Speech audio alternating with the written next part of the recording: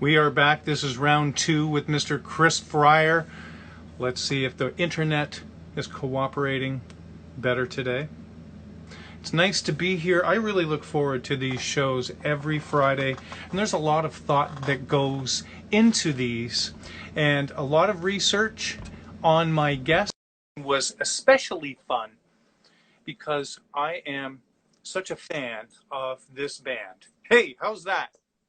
Hey, is this better? Hopefully this will work. Looks like it's better. We won't be doing the robot then. I don't know, doing the robot's kind of cool. It kind of is because we're around the same age. And I remember Yeah. the robot as a little kid. I could never get that down. But nevertheless, how's things in Birmingham, Alabama? Is it hot as stink down there? Oh my God, yes. It's ridiculously hot. If it's hot here north of Toronto, it must be hot there. Yeah, it's I'm trying to figure out a good place to put this. There we go. Yeah, it's really hot here. I mean, it's just hot and muggy, and there's not really a whole lot you can do about it. Just, think cool thoughts. Well, that's good. Put on some jazz, man. Yeah. I am really grateful for you being on this program. This is episode 14. And Wow. Already, and this was supposed to be something that was maybe a month, maybe 2 months. It was supposed to be just for me to speak to Canadian endorsers, and you and I have chatted a couple of times. You've been gracious enough to answer me, and we chatted Gretsch drums, and I'm like, I'm going to ask Chris, and sure enough, you're like, yeah, I'd love to. So Yeah, why not? in In that sense, I'm really grateful that you're home and that all these other amazing musicians are home, because otherwise I think it would be tough to arrange a time when we could actually do this. Yeah, well, that's one of the plus sides of this whole like COVID shutdown thing is folks are at home and it's a lot easier to do things like this. Not that it's terribly difficult otherwise, it's just way more convenient now. So It really is, and I do this at the same time. What's that? Sorry. that I feel very blessed to be a part of this, man. This is so much fun already. Well, thank you so much.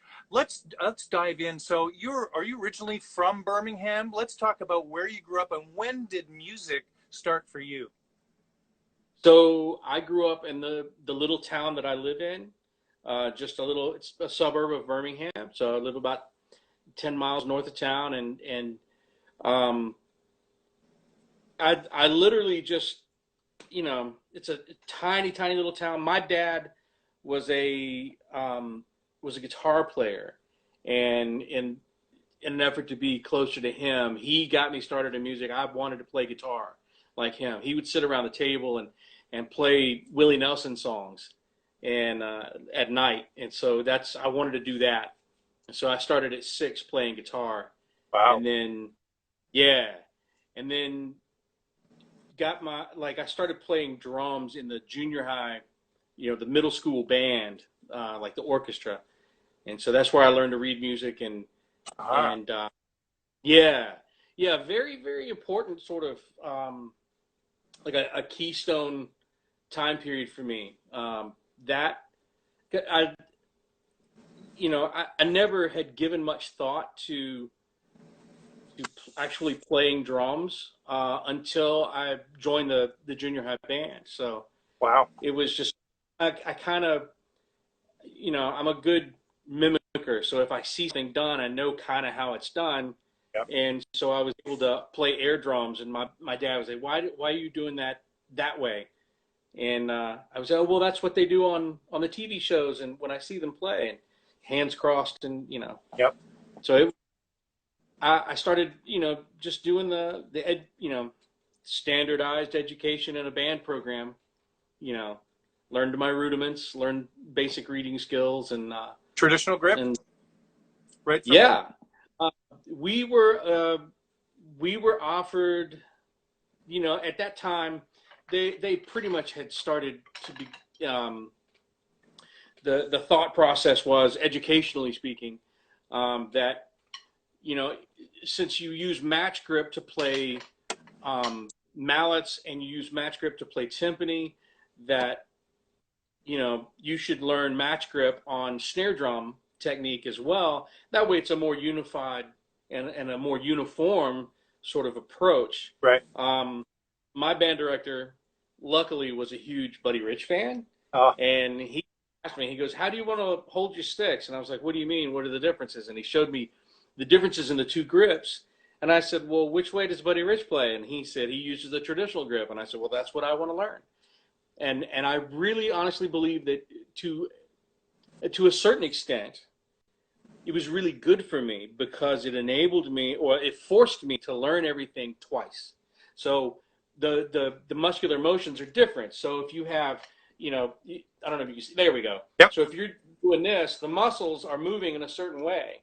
And then when you switch to the traditional grip, the muscles are moving in a much different way. So you Yep. don't have what one hand does, the other hand does. I was getting that kind of thing anyway from learning, xylophone and timpani. So I thought, well, this will be challenging. I'll learn my rudiments this way, and we'll see what happens. And then, there were always numbers of great rock and roll players who played traditional grip. And the two that really grabbed my attention the most were Stuart Copeland of the Police, Yes. Rick Allen of Def Leppard. Before he had the accident and lost his arm, he That's played traditional, yeah. and really spoke to me in a big way. So I wanted to learn how to play, because there were great examples of jazz players playing that way, and Yep. the common thought process was, oh, well, that's for jazz players.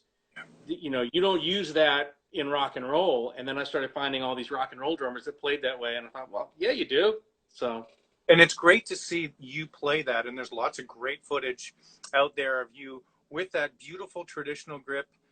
And it's true. Stewart was a really huge influence on people saying, and he even says that he gets more power from that grip. So yeah, a real big influence. yeah. Well, and his grip, I didn't find this out until much, much later.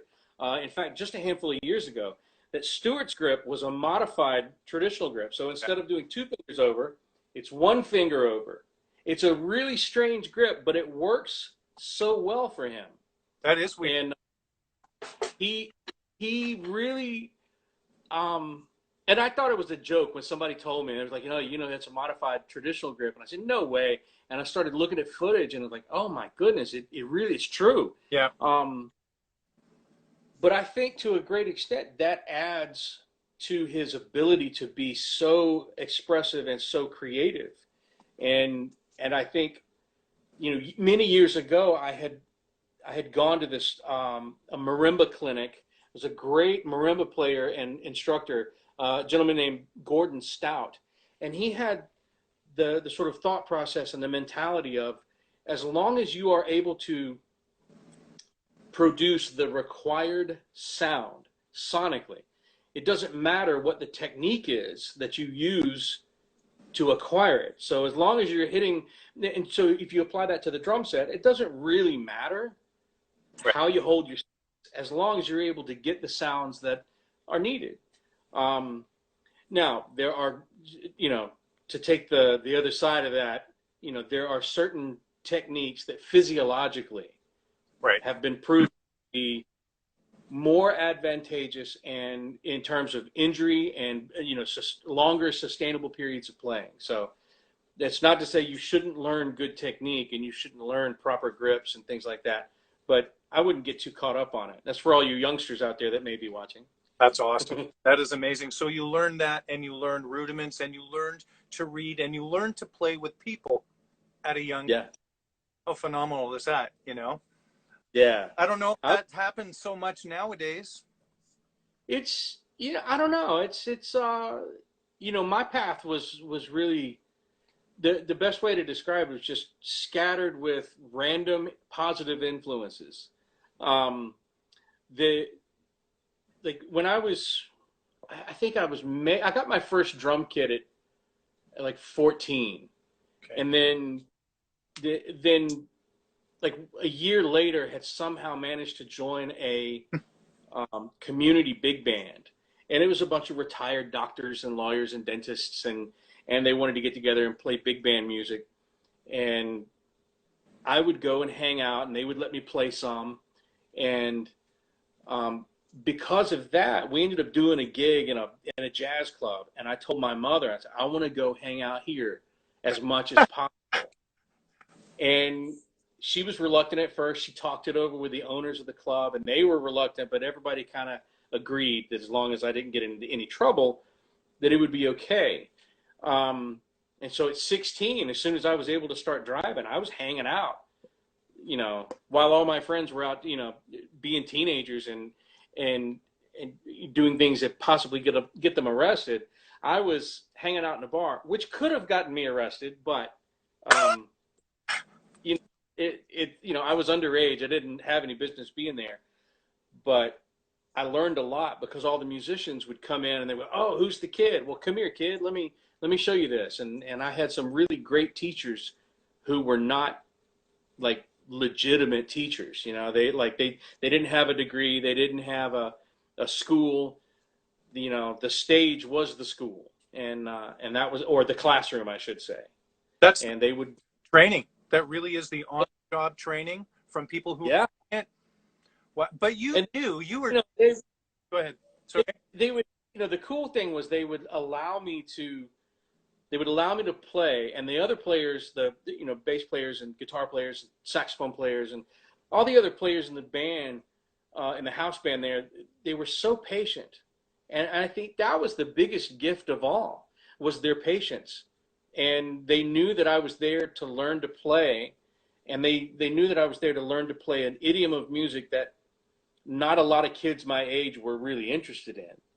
And so they allowed me to get up there and make colossal mistakes on stage in the middle of a song. And then afterwards, everyone would sort of gather around and use it as a teaching moment and say, hey, so do you know what you did wrong? Do you know why it fell apart? Do you know, and they forced me to sort of critically think about constantly making improvements to my playing. So that was a great learning thing, and for me along the way, part of my journey.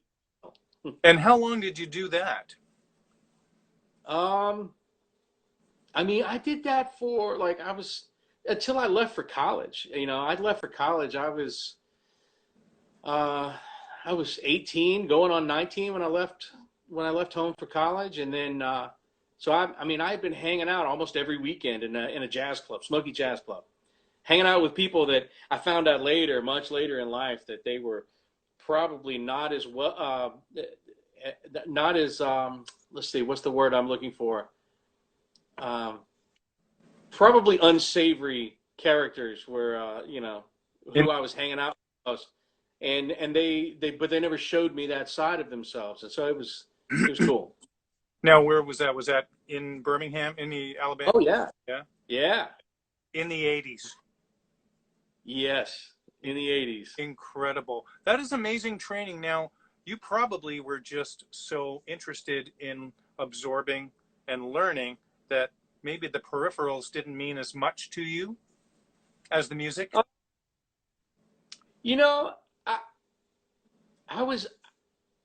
I was into baseball when I was a kid, and like any hot-blooded teenager, I was I was into having a girlfriend, and I never could find a good one though. The one I wanted was not taken at the time, or she was taken at the time.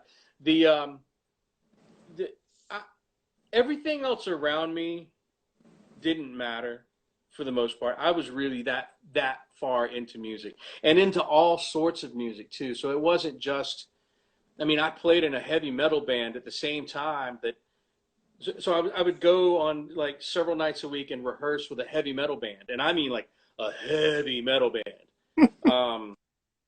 And we would practice. I remember we spent like weeks trying to learn the Rhyme of the Ancient Mariner, that tune by Iron Maiden. And so that's the kind of stuff I was playing. And then I'd play all this orchestral stuff in the high school band. And then on the weekends, I would go and hang out at this jazz club and learning how to play bebop and some. I don't want to go as far as to say I was learning Latin music, but I was learning like bossa nova and basic samba and cha-cha, the basic things. Um, and I think all of it sort of culminated together at some point. I don't know when or why, but I feel like it all kind of just one lump of information. It totally makes sense listening to Jekyll and Hyde, that album, for instance. Like unbelievable. Like, I mean, you go from Chris Cornell to Sarah Bareilles, the Mango Tree swing tune, and I'm like, and then you've got a two feel in there, and this to me, Zach Brown Band is a drummer's dream. It would be so fulfilling because you get to play everything.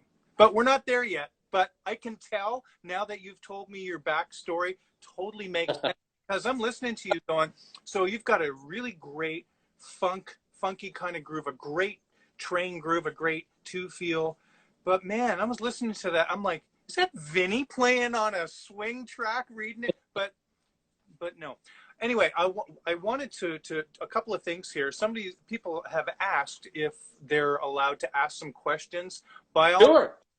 Type some questions in if you have some for Chris, and I'll do my best to answer them. Do your best answer. So the next thing I wanted to ask was, I see that there's a couple of colleges that are listed here, and and I had a good chuckle with this one. So tell us about the first college that you went to. So that was the very, very wonderful, huge music school, North Texas State. Probably, I would say categorically, top to bottom, every kid in that music program was absolutely stunningly good, and I was on the bottom rung of that class that entered in. Yeah. To put it into perspective, Keith Carlock, who is a monster player. If you don't know who he is, you need to find out. Keith Carlock was a freshman the same year I was. And he showed up and everyone went, oh my God, that guy's incredible. I've been a fan of his since I went to college. I mean, just the best of the best go to school there. And what's really interesting is a lot of the grad students who were there getting their master's degrees, they now, like, they're at major universities and they're in charge of all the music programs at major universities now. I think it's amazing and it's wonderful. I became a fan of a lot of different players while I was there, and for different reasons, and I've kind of loosely followed their careers, as a fan throughout the years. It's awesome. It's a great place. It was not the place for me. I was in the way that I was wired at the time. I'm still wired this way. That music is not a competitive event. I mean, you have band competitions and like marching band and things like that, but I've just never felt like it was, I've just never been ultra competitive in that regard. And that's me. Sure. And the sheer nature of the number of really great players at North Texas versus the very limited number of spots available in the band. So they had the lab bands, which are all big bands, and they had all these ensembles that they needed they needed drum set players. Just the sheer nature of the circumstances created an environment that was ultra competitive, really highly competitive. And it it didn't sit well with me. And so as a result, I was unhappy. My grades really suffered. It was my first time really away from home. So the circumstances all kind of created this perfect storm for me, and I ended up being there for only 1 year, and I learned so much. And I don't want anyone to get me wrong. That North Texas State is probably one of the greatest schools you can go to, especially if you're going to go to school for percussion. It's absolutely amazing. Some of the best teachers have always been there. So that having been said, at the time it was not the right place for me, um, and that's on me, you know. So I ended up leaving and taking a short break from school and getting my head right and figuring out what I really wanted to be doing, Yeah. and ended up at, you could say it. Well, the Mississippi University for Women. That is correct. MUW in Columbus, Mississippi. Um, and I believe, as best as I can recall, and from what I had been told, they had been a predominantly all women's, well, not predominantly, they had been an all women's university for like 150 or 200 years. Oof. And they got into some kind of legal issue because they denied admission to a guy. And so as a result of, maybe it was a result of litigation and judgment, I don't know, this beyond my pay scale. All I do know is they were making a big push to get as many men to come to the school as possible. Wow. And I was one of those guys. So I ended up going to school on a massive, well, not massive, but like a lot of grant money and scholarship money, just because they needed a drummer and they needed they needed men there. So, and I'm still friends with a couple of my professors who were there. In fact, I talked to one just the other day. That's funny. Yeah. And how long were you there? I don't know, a few years. I ended up not graduating based on a conversation that I had with one of my professors. Oh. Yeah, he calls me into his office one day. So Columbus, Mississippi is about 2 hours, 2 hours and 15 minutes away from Birmingham. And so I had this gig. It was a steady house gig that was 6 nights a week in Birmingham. And I was going to school 5 days a week in Columbus, Mississippi. And so I was doing a lot of this driving late at night and after school, and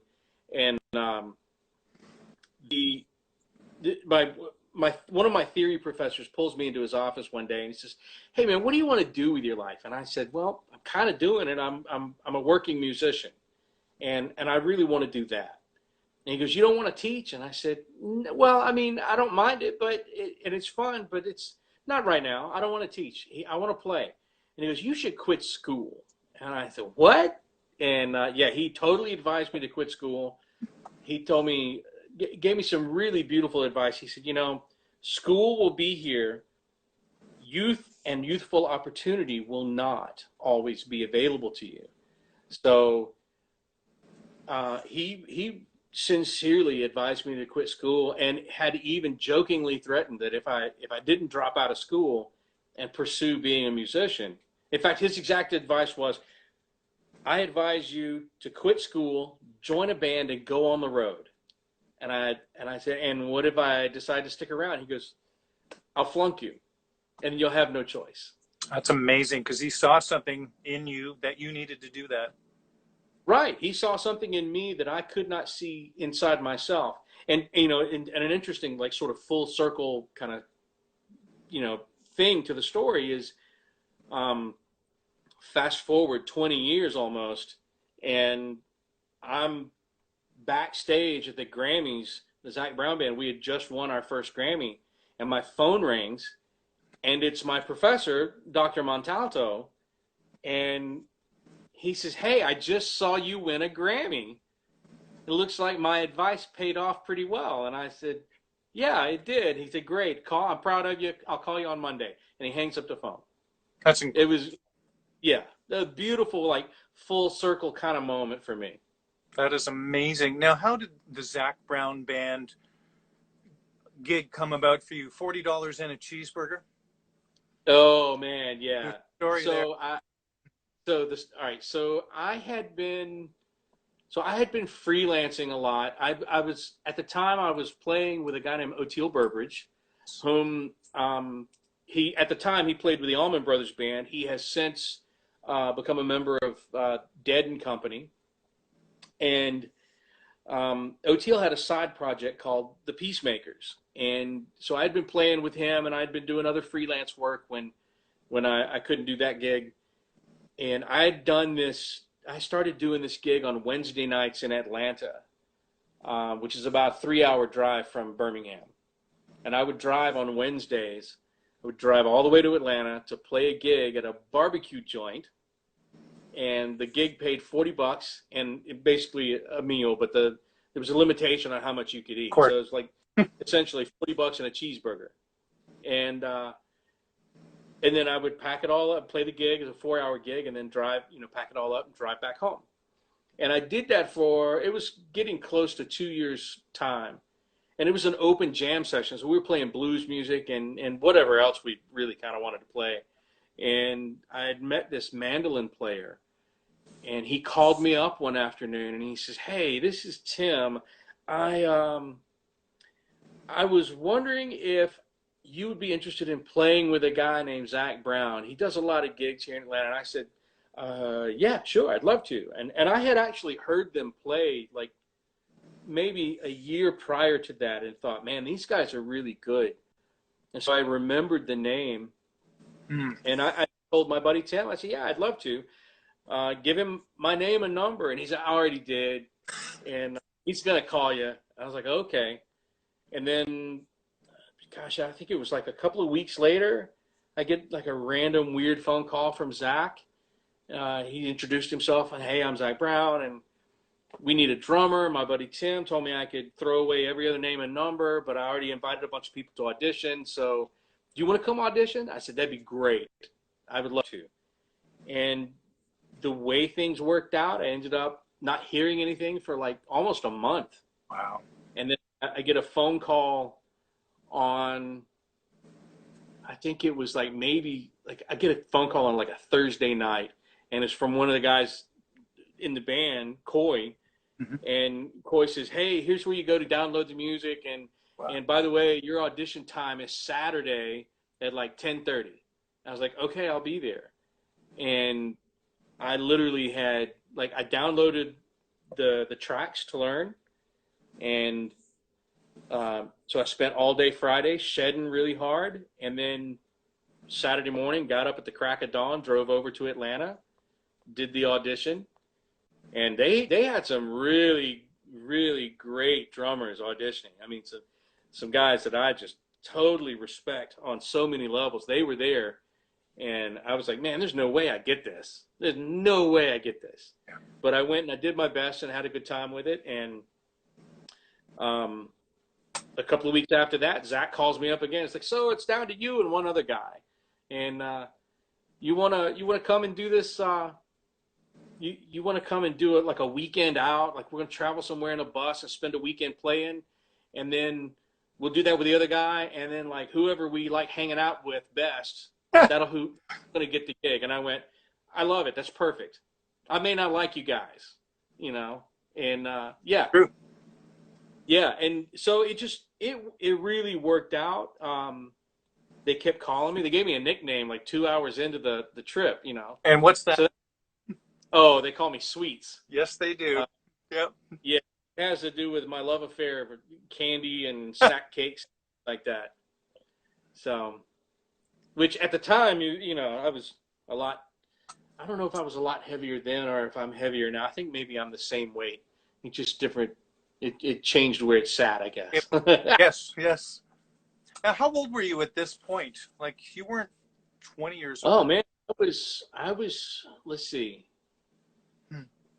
I was about 38, I think. I was about to turn 38, because that was 2000. Yeah, I was 37 years old when I got that phone call and did that audition, and that was 2008. And I turned 38 later on that year. So Unbelievable that you didn't say, I haven't made it by this point. I haven't played with, a national band, or had you already? Had you already done things along that caliber? Well. I just changed the way that I looked at it. When I was a teenager, I wanted to be a rock star. I wanted to be like Tico Torres. You know what I mean? Like I wanted to be, or Tommy Lee, or insert any, metal, hairband drummer. That's what I wanted to be. I wanted to be a rock star. And then at some point, in my at some point I had changed the way I thought about it and the way I thought about success. And it was in my early 20s that I made up my mind that success for me was not the stuff that um, the not the physical stuff you have or the dollar amount in your bank account. For me, success was much more esoteric. At the end of your tax forms that you have to fill out every year here in the States, you got um, there's a page where you sign your name, you sign your signature, and then to the right of that box that you sign your name in, there's a box that says occupation. And for me, success was defined as writing the word musician in that box, period. And it didn't matter how much money I made. I didn't care about being famous, you know. And I had always thought that if I were to become famous, um, that I would really want to be like what I call Steve Gadd famous. You know, like Yep. there's a lot of dudes who, a lot of people don't know Steve Gadd, but there are a lot of drummers know Steve Gadd, and a lot of musicians know Steve Gadd, and he can go to the grocery store and not be bothered. He could probably go anywhere and not be bothered tremendously, except for the handful of drummers that might see him and go, "Oh my God, it's Gadd!" You know, Oh my God. "Oh my God!" But yeah, I just changed the way I thought about it, and I didn't really care about the conventional mentality of or sort of mental perception of fame and riches and things like that. For me, it was much more important to just make a living and pay my bills with music. It's wonderful. Yeah, and so when things started, I mean, I didn't know when I joined the Zach Brown band. There was all I knew was when Zach like officially offered me the gig, I was only concerned with, are we going to work a lot, and can you pay me something so that I can pay my bills? And the answer to both of those questions was yes, and that was good enough for me. I didn't. I mean, that was in like late March, early April, and then like at the end of April, I get a phone call. Hey, we're going to do a radio promotion tour, and I'm like, what's that? I didn't know any of that stuff was being negotiated or worked on or pursued on a bigger level, and it didn't matter to me. I was just like, yeah, whatever we got to do, man. What time's the bus leaving? And I'm in, and that was it. That is amazing. And I mean, and what a legacy in the relatively short time. You guys are one of the biggest, most popular bands in the world. And even though Zach is the face of the band, you guys are all a part of the sound and featured. And I bet you get recognized maybe as much as Steve Gadd, or maybe not quite as much, but nearly, because like you're part of that sound. Well, thank you very much for saying that. I try to keep a healthy perspective on it. I genuinely believe that if I get recognized out somewhere, it's predominantly a matter of context. So it's Right. because I either played a show or I'm just about to play a show in that town, and that's what sort of I'm fresh in everybody's mind. The whole band is like really fresh and in the forefront of everyone's mind. Otherwise, I mean, like if I go to Boston, I have literally walked. We did a gig at Fenway Park in Boston, and I literally walked out of the back of the stadium or the ballpark to my hotel, me and my wife, and we walked. Um, and no one recognized us. We walked through a crowd of people, and no one really paid attention. And at one point, like right as we're about to turn the corner and like be what I would refer to like out of the biggest part of the crowd, somebody goes, "Oh my God, I think that's the drummer." And I just kind of waved like, yep, and that was it. That's nice to have some success, but some anonymity as well when you need it. Well, yeah, I mean but the success, that's a that terminology applies differently to so many people. For sure. You know, for some guys, you know, it's like success is going to be, they just want to play, like, they just want to play like 1 gig a month, you know, or 2 gigs a month. And that's enough for them. And, and then, so there's other people that, you know, they're like, hey, you know, I want to do a massive world tour. And, and for other people, it's going to, hey, man, I want to be a rock star and wear crazy clothes and drive expensive cars. And that's cool, you know, like it's different for every person. And I think the important thing to remember for all of us is that we have the opportunity to define success as it applies to us, and that we should all strive to define it clearly, because then we have a goal. You know, we have Yeah. something that we can specifically strive for. It's not enough to say I want to be successful. Right. How do you want to be successful? Right. In what way do you mean to be successful? And I think that's important. You know, That's terrific. that's just me. It is different for everybody, and well, that's wonderful. When did Gretsch drums enter your life, Chris? Woo! Wow. Okay, so it's a complex story. However, I remember the first 2 Gretsch kits I ever played on, and they were in that jazz club that I went and hung out with as a teenager. And one guy who was a regular drummer at that place. He had a walnut colored stop sign badge from like I think it was from the 70s, and it was just a 18, 12, 14 matching snare. Mm-hmm. You know, it had yeah, I mean, it just really, really beautiful drum kit and sounded amazing. And the other kit I specifically remember because it was the most beautiful satin flame finish. It was like a yellow, golden yellow, and the lights would hit it a certain way, and it would almost have like red streaks in it. So it looked like literally was on fire. It was amazing, and it also sounded really, really great. And that was when I was 16, and I first played them, and I thought, man, one day I will hopefully be able to afford a set of these for myself. And then it was, you know, years, you know, many years later, I happened to just meet somebody whom was connected to the company. And he said, why are you not a Gretsch endorser? And I said, I didn't know Gretsch would be interested in having me on the roster. And this was in 2000, like summer of 2010. And he said, give me your phone number, and I'll make sure somebody calls you. Like, okay. And I didn't think anything of it. You know, I thought, oh, okay, wow, okay, some guy just talking to me. And sure enough, you know, the lady in charge of A&R at the time, a beautiful, beautiful soul, Kim Graham, she called me up, and we had a big, long conversation. And we talked for like maybe 2 hours, just about nothing and everything, just really got along great. And then at the end of the conversation, she goes, well, you know, I was told I really need to try to get you on the roster. And I was like, okay, done. And I had a like kind of a limited artist deal with Pearl at the time that I had for about, I don't know, maybe 10 years almost at that time. And it had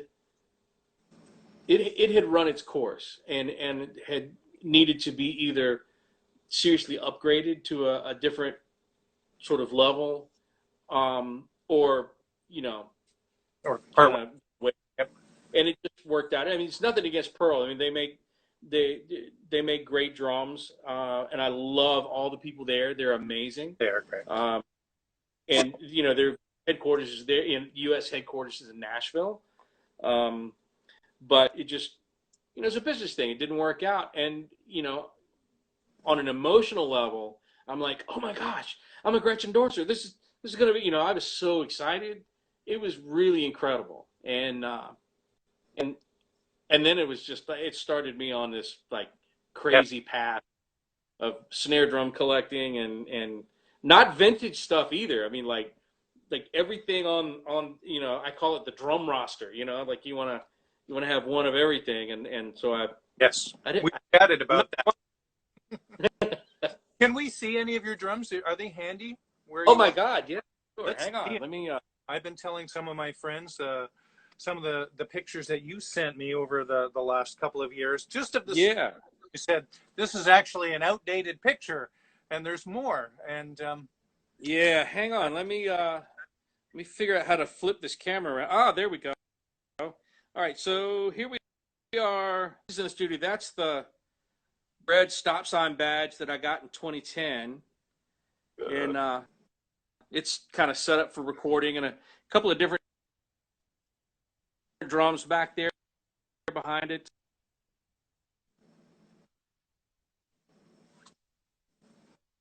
come on, internet, stay with us. We're buffering here, folks. Maybe we'll catch up. So there. We got you again. We lost you for a second. Okay, I know it's so. I was going to show you Oh, my wall of snare drums, but it got a little. The connection got a little fuzzy. So there's a few of the. So that's this is a Catalina club that I just absolutely adore, and this is a renowned one of the new renowned kits, so the R2. That's what I call it anyway. Let me see if I can get a shot of this snare drum wall before the connection goes fuzzy. Hang on a second. Here we go. okay. Holy. There it is. It's a No, lot of them. So, and then wow. there's some on the shelf over here too. It's kind of ridiculous. It's all good. I show these to my wife, and my wife's like, "Wow, you need to play in a band like the Sac Brown Band as well." Did I agree? Hey, that's good. And want to say hello to John Chalden, who popped in and said hello to both of us here. And I think you know John Chalden from Atlanta. Oh yeah, John's great. Oh man, Yeah, and that smoking great. drummer too. Smoking drummer, really great guy. And Yeah. Gerard Gannon, another Gretsch endorser from Canada here, says hello. And Oh wow. wow, how many drum kits do you have there at Gretsch headquarters there in the Fryar household? So let's see. Let's see. The ones that I have here at the house. Oh, Yeah, because I've got two that are.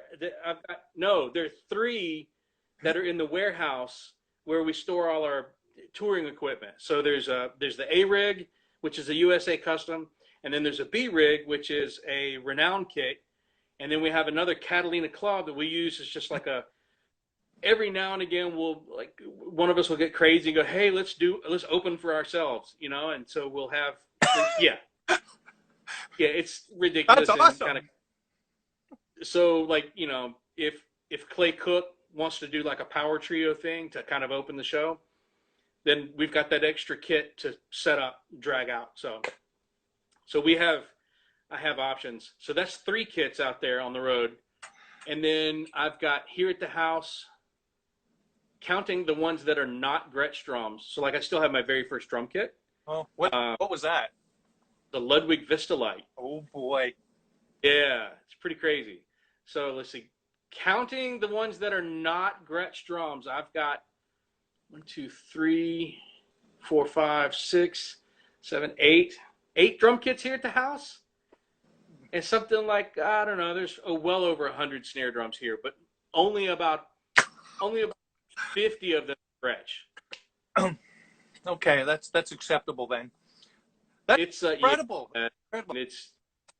it's ridiculous. I should go to meetings. We should have a meeting together. Yeah. Yeah, I know, right? Oh, that is amazing. Now that copper snare drum on the Gretsch video, is that 5x14 copper? That thing is Yeah. unbelievable. So it's a really great drum. So an interesting side note to that whole thing, we had so when we shot that thing, they literally, I mean, there was there were literally like I want to say 16 or 20 different snare drums Yeah. and set up in a big V in the middle of a room, and they said play each one, give it a good hearty try. If you use one of these models already, don't worry about it. Like, don't guess what it is, and just see where you end up. And I had been playing on the road. I had been playing the Phosphor Bronze 6.5 by 14, Yep. really heavy monster drum. And as I'm going down the line, I said, I bet you I can pick it out. And I did. I was able, you can't see it on the video, but I was able, like, this is the one I tour with. I knew the sound. I was that familiar with the sound. Wow. Every single one of those drums sounded so amazing and so unique. And it, I settled on the copper because it's so similar to the sound of the Phosphor Bronze, but the fact that the shell is rolled and it's thin by comparison, Right. I think it's got a little bit more of a like the shell can vibrate and ring out a little. Yeah. It's got a really nice quality that sits well in a mix with a bunch of loud electric guitars. That has been my experience, and I really, really love the sound of that drum. I didn't realize that you didn't know what the drums were, because as a viewer, we see what they are, but I didn't know. So as an artist, you walked in and you were playing the drums, but you didn't know what they were? They didn't tell us anything about them. It literally, like, just start here, start playing, Wow. go around. Yeah. So they specifically did not want us to know what drum was what. That is correct. Until after the fact. And so, I had picked out, like, I think there were a total of like 3 or maybe 4 that I really fell in love with. One of which was the one I was already using, which was the Phosphor Bronze. And I was like, man, here you go. I already got this. I said, I've got to have me some of those copper drums. And they were kind enough to help me acquire them. That's great. Yeah. Yeah. I mean, they're really amazing and very versatile. Much more versatile than I thought. And for those of you who may not know, you've got, like, if you have a same shell thickness, so between like brass and steel and aluminum and copper, and they're all going to have a different kind of sound to it, and it's going to, like, steel, very, very bright. I would say brass tends to be way darker and has, like, kind of a weird honk to it. It's the way I describe it. And then aluminum tends to be, as far as my ears are concerned, tends to be like kind of the darkest of all of those. It's kind of much more, doesn't have quite the like the cutting kind of ring to it that a lot of brass and steel would have. Copper drum, to my ears, sits right in there as a beautiful blend of all 3 qualities. You can get really snappy with it, and it's got a beautiful kind of mid-range where it's gonna sit well in a mix, but it's not so much that it's hurting your feelings when you ever hit a drum and the guitar player's wincing every time Yeah, it's great. And quit hitting that thing so hard. I've never had that experience with the copper drum. It's absolutely, in my opinion, one of the best drums that they made. I don't even know if it's still available in the catalog. I haven't seen it. It is still available, but they've changed the look of it. So the copper shell is now available. It's a black copper shell, and then they went through, instead of having a badge affixed on the outside, they actually etch the logo and the badge around the sound grommet, the air grommet. Wow. It looks so cool because they've got the orange logo, and so the orangish color of the metal is what's cutting through, and that is the logo. It's so amazing. Oh, and they sound so good. Now I know what I'm doing after this show is finished here. I'm going to be Gretsch drums, but it's gonna go try to get some gear, huh? What I love about Gretsch is that I don't need to go and as an endorser, I sold everything that I didn't have very much anyways of other brands, but there was no reason for me to go and have a Superphonic or to go and have another brand of drum, because we have everything at our disposal that can cover it. So why would I do that? And the family's so good to us as endorsers, and yeah, they really are. It really is like a tight-knit family. It's amazing. Yeah, it's a lot. It's we have a question here. Somebody asking what advice you would give for a 16-year-old drummer that wants to do what you do. Well, so I think that it's very, very important to, so you, the 40 bucks and a cheeseburger story, that's a great example of not knowing when a great opportunity is going to come showing up and present itself. Um, the last place you would ever think to end up getting hired for a big gig would be a barbecue joint making 40 bucks and on a Wednesday night. Um, Right. it, and because opportunity is going to show up in any number of ways, I think it's also very important to have a skill set, or actually several skill sets, that will allow you to take advantage of the opportunities when they do show up.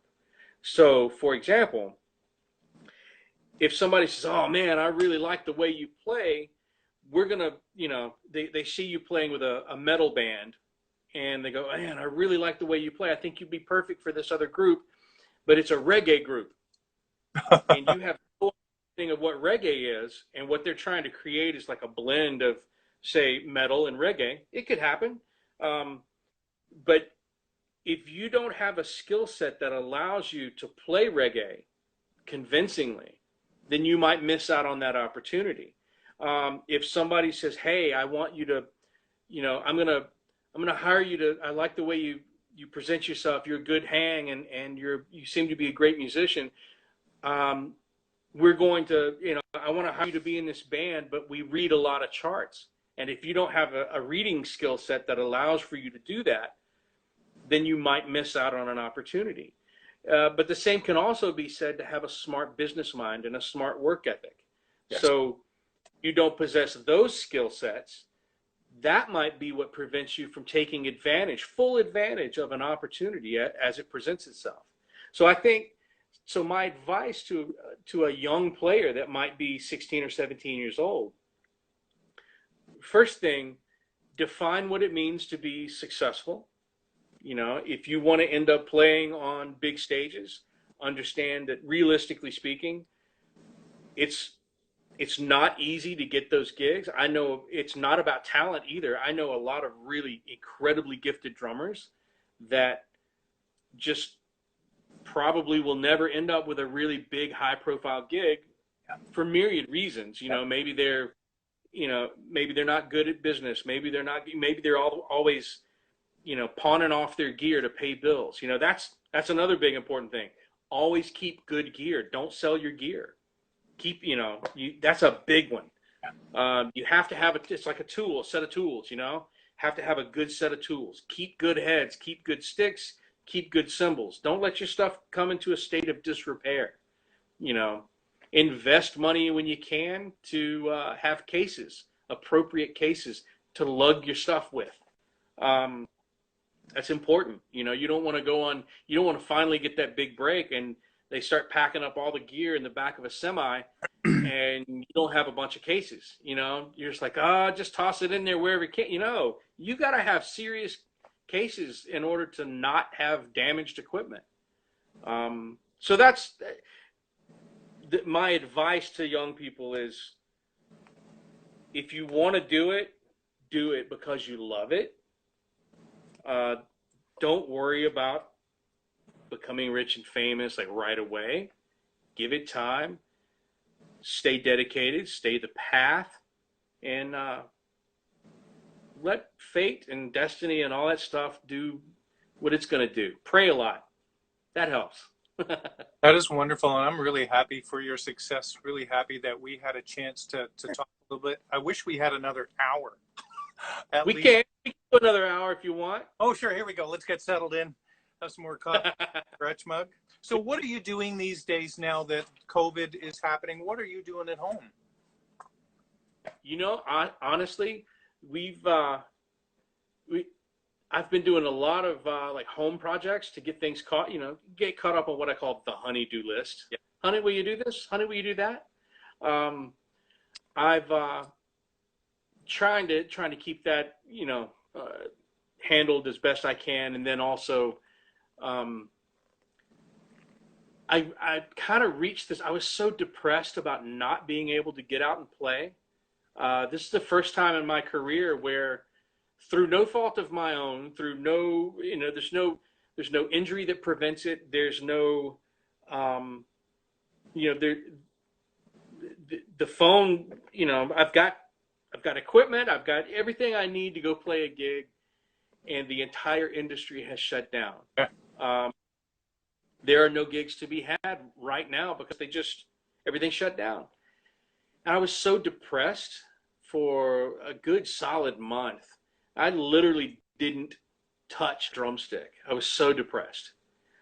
Um, what I was doing was I was developing a different set of skills. So I was developing my my recording skills. I Mhm. was, so I was like learning more about recording software and learning how to be a producer and learning how to dial in sounds. I had tracks here on my computer, and so I was learning how to manipulate those. And so I was developing new skill sets. I was also like playing a lot of music on piano and guitar and listening to songs and transcribing them and trying to learn how to make charts more efficiently. And I decided that it had been long enough that, but I just recently decided I wanted to possibly do a full reset on my technique. Mhm. So like start over from scratch, acknowledge and perpetuate the good habits and cut out all the bad habits. And so when you get away from playing for a little bit, your bad habits really go away to an extent if you are mindful of them. Mhm. You do away with them, and you can address things. I didn't realize how badly my body had been beat up after years and years of touring. It was Yes. Yeah. almost nonstop for 12 years. And this is the first big break we've ever really had. And so it allowed my body to heal. And so as I'm working on things on the practice pad now, you know, it's a lot easier to reinforce the good habits.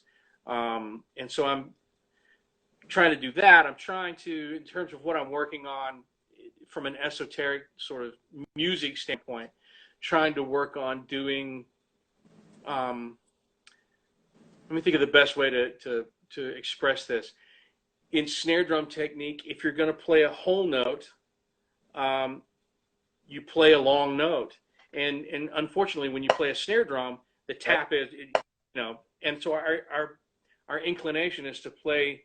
Here's the surface, and we just do this stop, and we stop right there, Right. as opposed to boom and like Yeah. pulling the note, letting it be a long note. So I'm working on technique things like that. So learning to play long notes again, and when you freelance a bunch, you develop chops and skills and that are very very varied, and they're very diverse. And the the thing that happens when you get a gig like any long standing gig that takes you out on the road, you end up not developing bad habits per se, but your skill set becomes very highly focused on doing that music only. Yeah. And so like having a break from that has been really great because I'm like reinforcing all the good habits I used to have musically. Going through and reading charts again, like doing that. I Earlier this week I went and helped out a buddy with a high school drum line.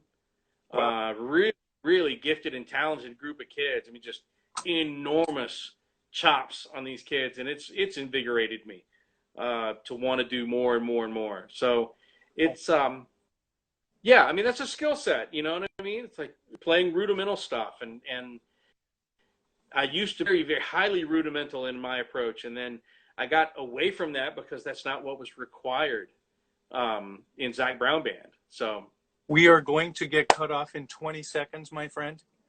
Thank you so much, Chris. I truly wish we did have another hour. Perhaps we could do a round two at some point. But thank you so I would love much, that. and I appreciate you. And tune in everyone next week for another fantastic guest on the Gretsch Afternoon Drum Break. Thank you.